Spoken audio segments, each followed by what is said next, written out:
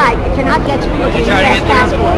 Well, I think it's important to note right here that on Tuesday there was a court order that it was a temporary restraining order on the NYPD, basically saying that the occupiers at Zuccotti were to be allowed back in, at least until a hearing, and they did in fact refuse to adhere to the courts. The New York Supreme Court, the injunction signed by Lucy Billings, the NYPD does not answer to the courts. I actually spoke with one officer who said he was well aware of the order and to please move along.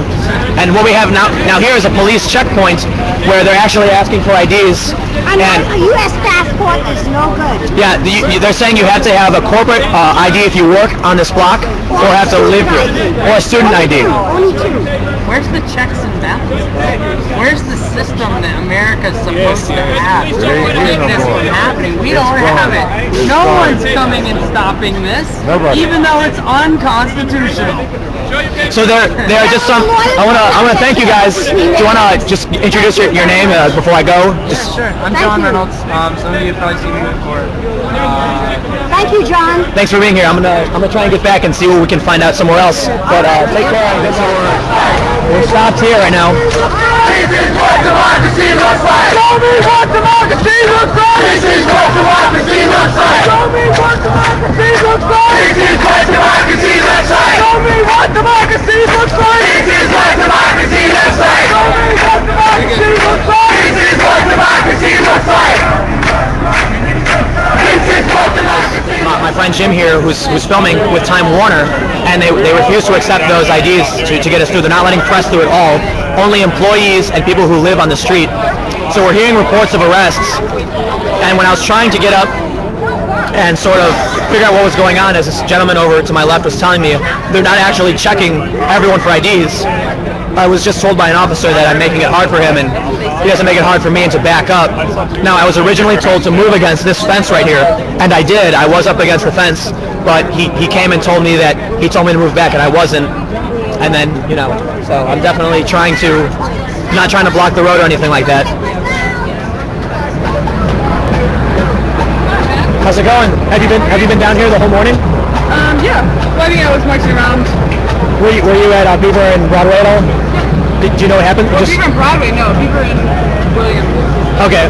I was hearing that there were mass arrests on Beaver and Broadway, and they put up a police checkpoint and said that you have to have a corporate ID or identification that proves you live there, otherwise you could not walk down the street. They were doing that everywhere. Yeah, okay. Yeah, we were at like Beaver and William. We were at Wall St We were at Wall and Pearl. Did you just see what happened right here about 10 minutes ago? Yeah. Do you guys want to explain what happened? We came back to the park and people started, pulling the barricades back into the park, and we used them to protect the flowers and build a trampoline. So that's where we're at right now. Did you see what happened when the police came in? Do you want to?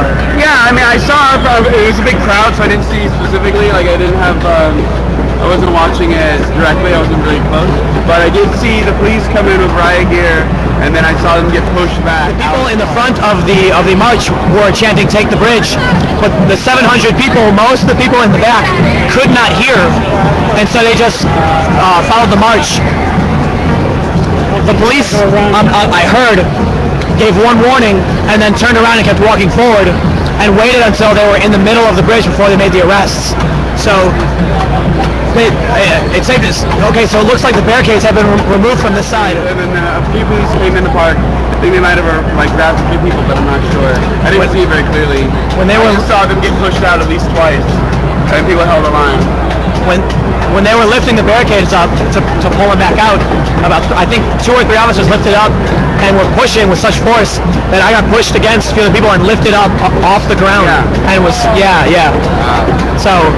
Yeah, that happened to Lauren at the 2nd Street March. They pinned everybody against the wall, and she was like elevated into the air. It's nuts.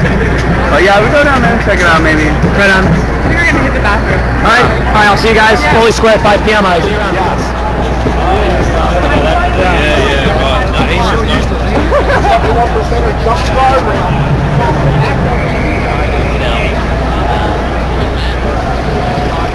Okay, so it's a little chilly down here, but very very high tension.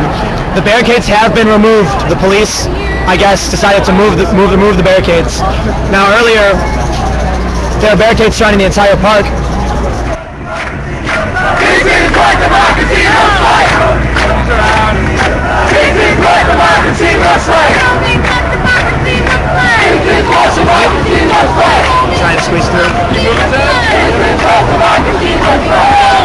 We got Ted right here holding the flag now. How's it going, Ted? This way, this way.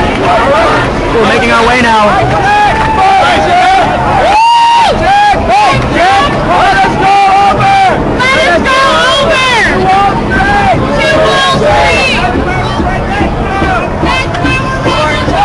So they're yelling, let us march over to Wall Street where I'm meeting the other half.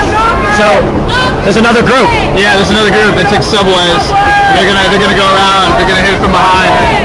That's amazing. Meeting up with them right now. What, do you know what time it is? It's 12.